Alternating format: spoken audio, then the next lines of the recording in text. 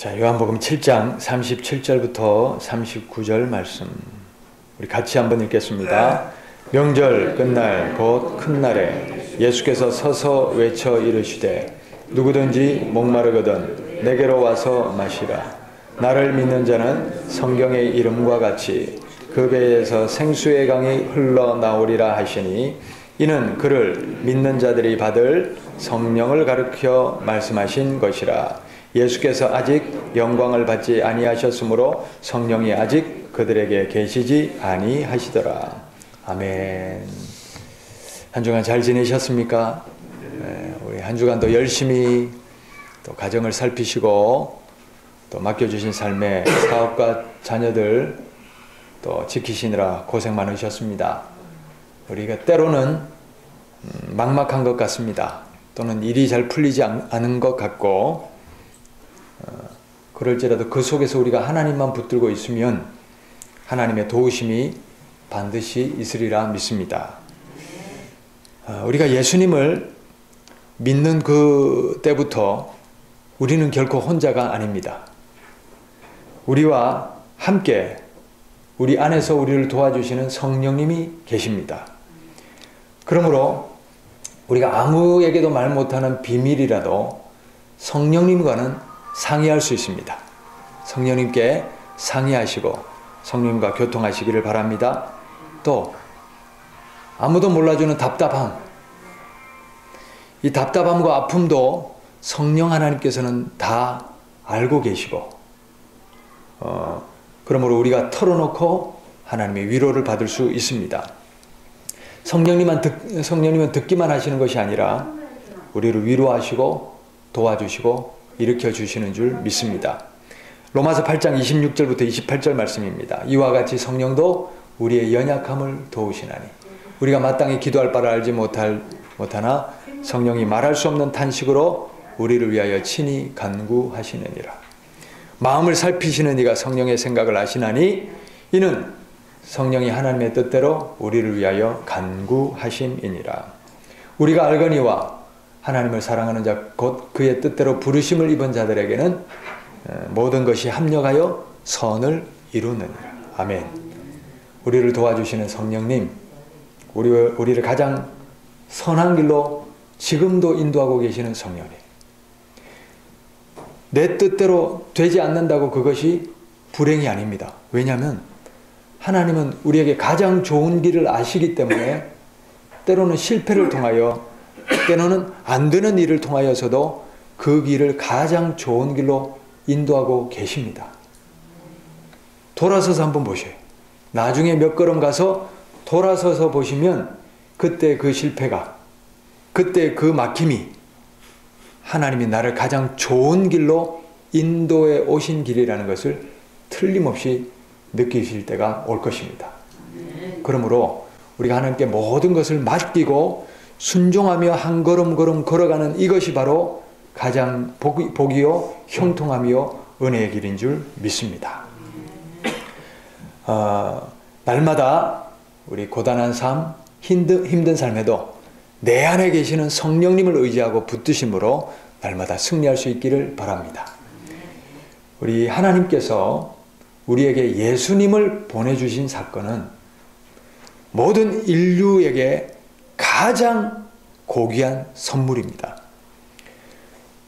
온 인류가 받은 가장 값진 선물이 있다면 그것은 바로 예수 그리스도라는 선물을 받은 것일 것입니다. 목말라 죽어가는 사람에게 무엇이 가장 좋은 선물입니까? 물입니다. 배고픈 사람에게는요, 빵이나 밥입니다. 그런데 우리 모든 인간들에게는 태어나면서부터 원천적으로 해결해야 될 문제가 있습니다. 그것이 바로 죄라는 문제입니다. 죄라는 문제입니다. 죄? 나는 특별히 그런 흉악한 죄를 지은 적이 없습니다. 그렇게 반문할 수 있습니다. 그런데 성경이 말씀하시는 죄는 감옥에 갈 만한 그런 죄가 발각되어서 유죄 선고를 받는 것, 그것만을 의미하지 않습니다. 성경이 말씀하시는 근본적인 죄가 무엇이겠습니까? 우리 집안에 자식이 있습니다. 예를 들어서 자식이 그런데 어느 날은 부모와의 연을 끊고 집을 나가버렸어요. 호적도 파버렸어요. 그러면 그 자식은 부모와 완전히 단절이 돼버린 것입니다. 그런데 부모를 떠난 자식이 잘 살면 되는데 마치 고삐가 풀린 망아지처럼 온갖 나쁜 짓과 온갖 악한 짓을 하고 삽니다. 바로 이런 상태.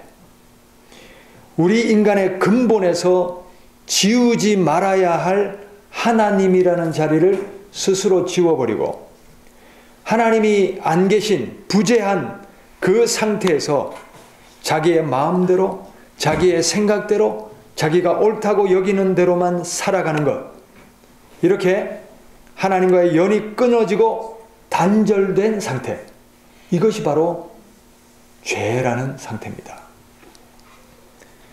우리 안에는 이것만은 반드시 살아 있어야 될 인간 내면의 근본적인 세 가지 속성이 있습니다. 이것이 없으면 인간 본연의, 인간 본질을 잃어버리는 겁니다. 첫 번째가 뭐냐면 양심입니다. 양심. 양심은 인간으로서의 가장 기본적인 도리를 지키게 하는, 마치 바이메탈이라고 그러죠. 온도계, 온도가 떨어지면 그 온도를 유지하기 위해서 자동으로 이렇게 가동이 되어서 온도를 높여주고 하는 이 바이메탈과 같다는 겁니다. 자, 양심이 파괴된 사람, 또 양심이 없이 살아가는 사람을 가리켜서 흔히 뭐라고 부릅니까? 저거 양심도 없다, 또는 인간도 아니다, 이런 얘기를 합니다. 이것처럼 인간으로서의 가장 기본적인 도리를 지키도록 이끄는 양심이 있어야 인간이라는 것입니다. 그 다음에 또 한 가지가 뭐냐면 직관이라는 것입니다. 직관. 이 직관이라는 게 무엇이냐?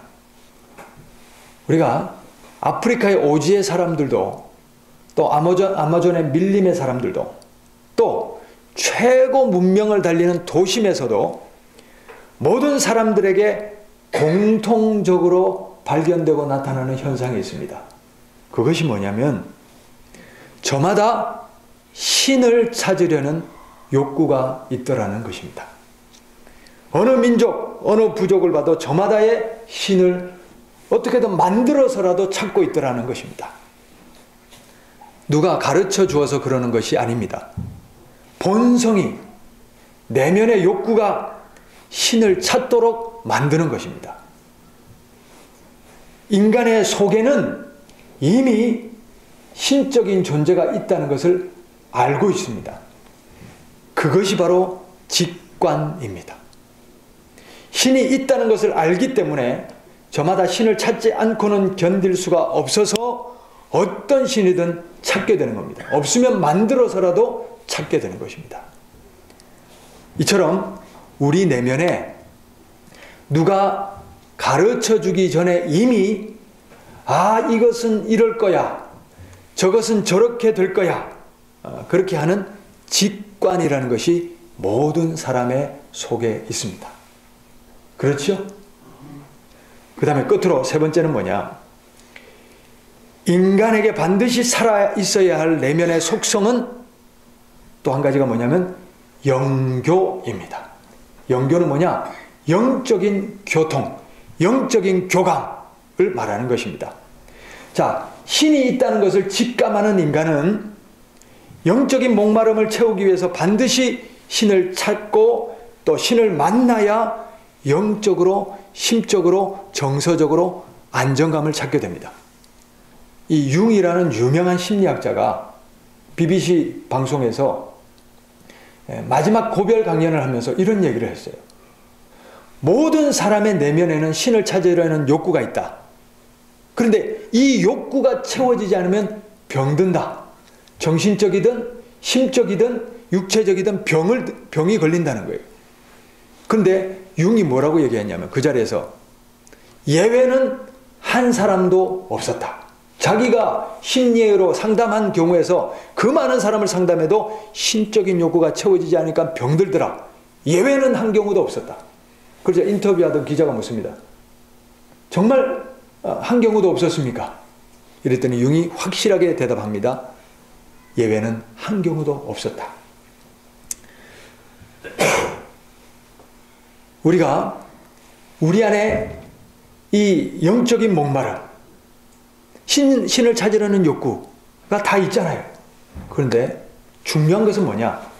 아무리 목이 말라도 생수를 마셔야 합니다. 목이 마르다고 아무 물이나 퍼마셔서는 안 됩니다.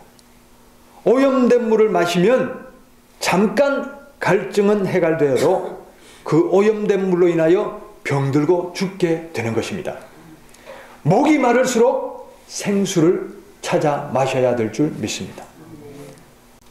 우리의 영혼을 그렇다면 진정으로 해갈해주고 만족시켜줄 생수가 뭐냐는 거예요. 자, 한번 예를 들어봅시다. 무당을 찾아가는 사람들이 있습니다. 저도 주변에 이런 것들을 보는데, 무당이, 그리고 무당에게 내린 그 신이 과연 우리 인간들의 근본적인 문제를 해결해 줍니까? 그 영혼을 근본적으로 만족시키고 살려줍니까? 그때뿐입니다. 수백만 원짜리 또는 수천만 원짜리 굿을 합니다. 신을 달래봅니다. 얼러봅니다. 그런데 그때뿐입니다. 또 사고가 터지면 어떻게 해야 됩니까? 더 큰 구판을 벌여야 됩니다. 이것은 진정으로 살 길이 아닙니다. 진정한 생수가 아닌 잘못된 우물을 파는 것입니다. 우리는 진정한 생수인 참 신을 만나야 우리의 영이 살고 우리의 근본적인 내면의 욕구가 채워질 수 있는 것입니다. 여기에 계신 우리 사랑하는 성도님들은,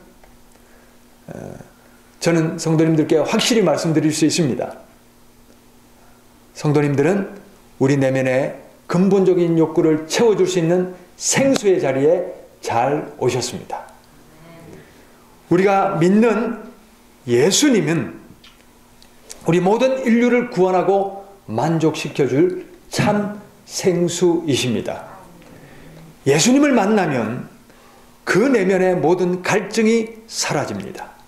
뿐만 아니라 매일 그 속에서 솟아나는 생수를 마시며 영생하도록 참 만족과 기쁨을 그리고 평안을 누리게 됩니다.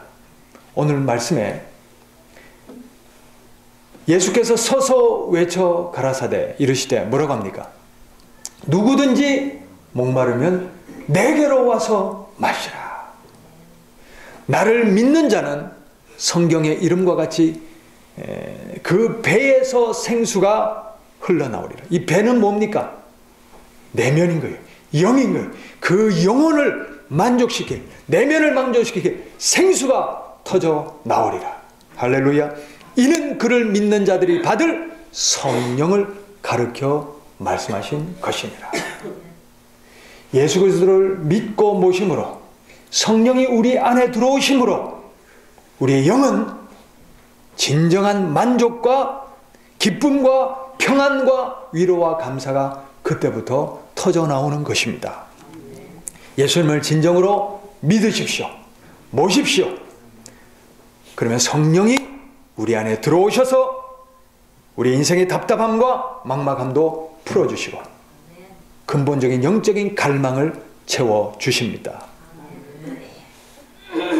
생수이신 하나님을 만나야 하는데 하나님을 버리고 또는 하나님을 떠나고 하나님을 인정하지 않으려는 사람들에게 나타나는 현상이 무엇입니까?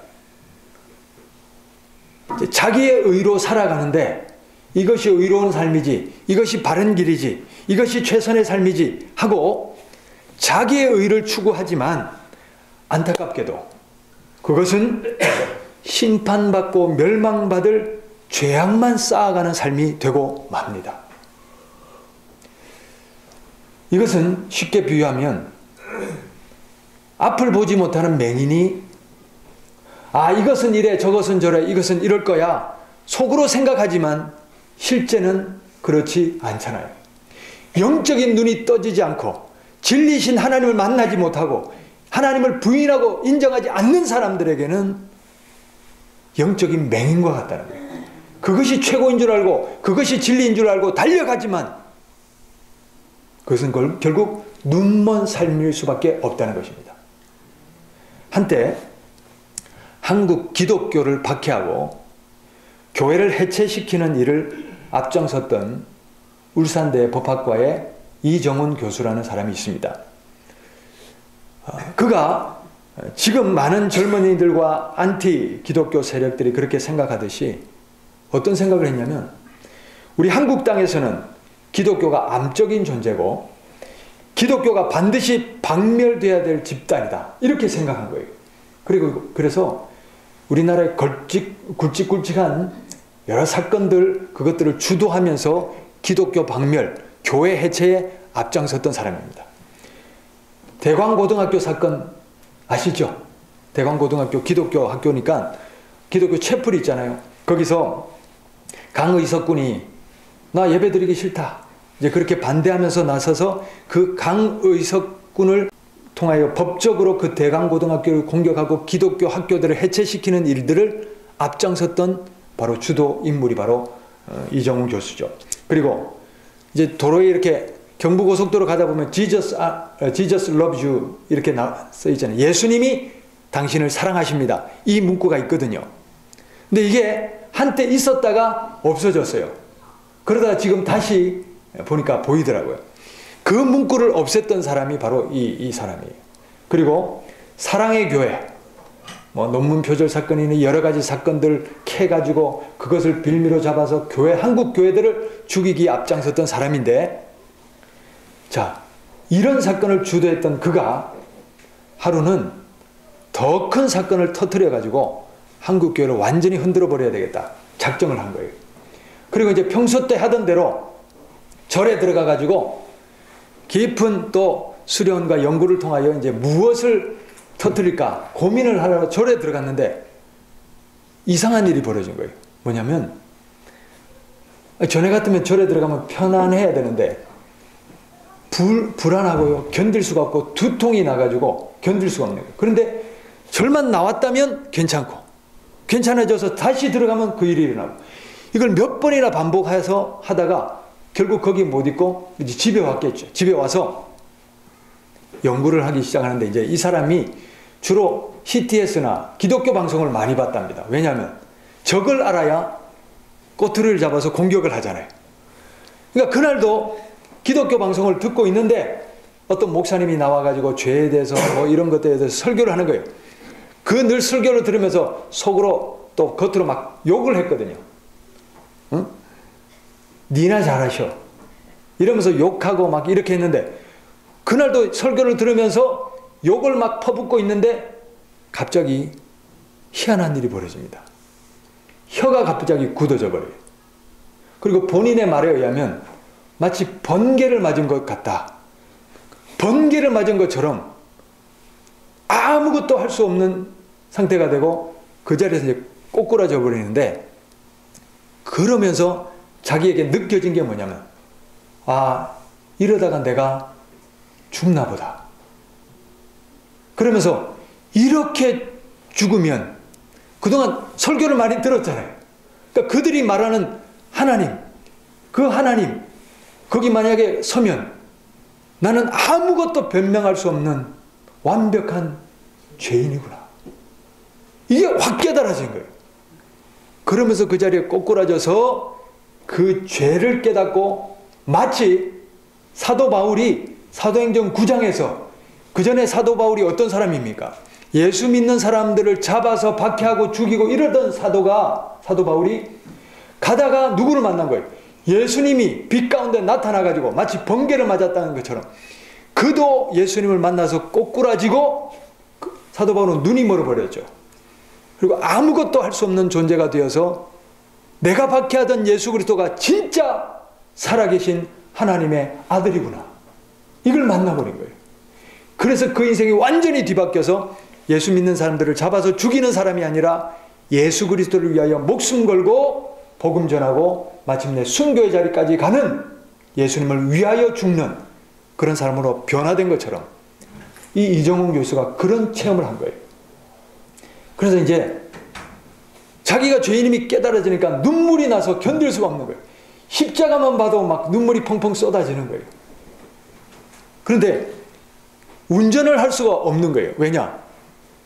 가다가 십자가만 보면 눈물이 나가지고 차를 세워가지고 한참을 울고 진정시켜서 또 운전하고 가고 이러는데, 그의 말에 의하면 서울 시내에 교회가 얼마나 많은지 운전을 할 수가 없더라는 거예요. 십자가만 보면 세워야 해서 울고 그러면서 완전히 이 삶이 회개가 터져 나온 거예요.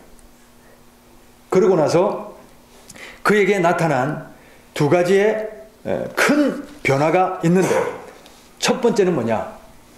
내가 내 의로 달려갔던 그 모든 일이 하나님 앞에서는 완전히 쓰레기구나. 이것이 오히려 하나님을 대적하는 일이었구나. 그러면서 자기가 전적인 죄인이라는 사실이 깨달아진 거예요. 이런 은혜가 우리 안에도 있기를 바랍니다. 이것이 진정한 회개거든요. 회개는 그냥 겉으로 입술로 말로만 하는 것이 아니라 내가 죄인이구나, 내 입 속에서부터 내 영적인 요동이 일어나서 내 존재 자체가 완전히 변화되는 것이 회개거든요. 내가 이렇게 살아서 안 되겠구나, 내가 이런 죄인이구나, 하나님의 은혜 아니고는 구원받을 수 없는 연약한 인생이구나, 이런 내면의 요동이 우리 안에도 일어나기를 바랍니다. 그가 그렇게 진정으로 회개를 하고 나니까 하나님이 살아계시고 역사하시다는 것이 자기 속에 들어오니까, 자기가 그토록 조롱하고 비난하던 예수 그리스도가, 성령님이 자기 안에 오니까 죄인임이 깨달아지고, 또 한 가지 일어난 변화가 뭐냐면 세상이 그렇게 아름다워 보이는 거예요. 그전에는 온통 이 비판적인 생각만 가득 차가지고 기독교도 비판하고, 또 길거리를 가다가 교통신호나 이런 거 체계들 보면 저거 왜 저 모양으로 만드느냐, 공무원도 비판하고 세상도 비판하고 온갖 것들을 비판하는 비판만 가득 차 있었는데, 거듭나고 나니까 이 세상이 그렇게 아름다워 보이는 거예요. 나뭇잎이 어제 그 나뭇잎이 아니에요. 나뭇잎만 봐도 감동이 되고 감격이 되고 새로움이 느껴지고, 어제 그 바람이 오늘의 이 바람이 아니에요. 바람이 새로워지고, 할렐루야. 세상 모든 것이 아름다워지고 세상 모든 것이 변화가 되는 거예요. 이것이 바로 거듭남으로 일어난 새 생명의 역사죠. 그런즉 누구든지 그리스도 안에 있으면 새로운 피조물이라. 이전 것은 지나갔으니 보라 새 것이 되었도다. 할렐루야.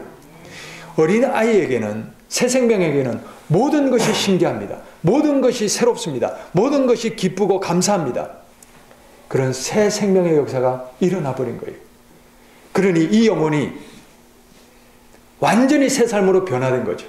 그래서 이정훈 교수도 지금 뭐냐, 그렇게 안티 세력에 앞장서서 기독교를 박해하던 사람이 지금은 이 예수 복음을 전하고 자기에게 역사하신 성령 하나님을 전하고 예수님을 전하고, 그리고 이 기독교 세력을, 복음을 박해하려는 그들의 실체를 드러내면서 오히려 박해를 당하고 또 어려움을 감수하고서도 모든 것을 걸고 이런 일들을 전하는 사람이 되어 있는 것입니다.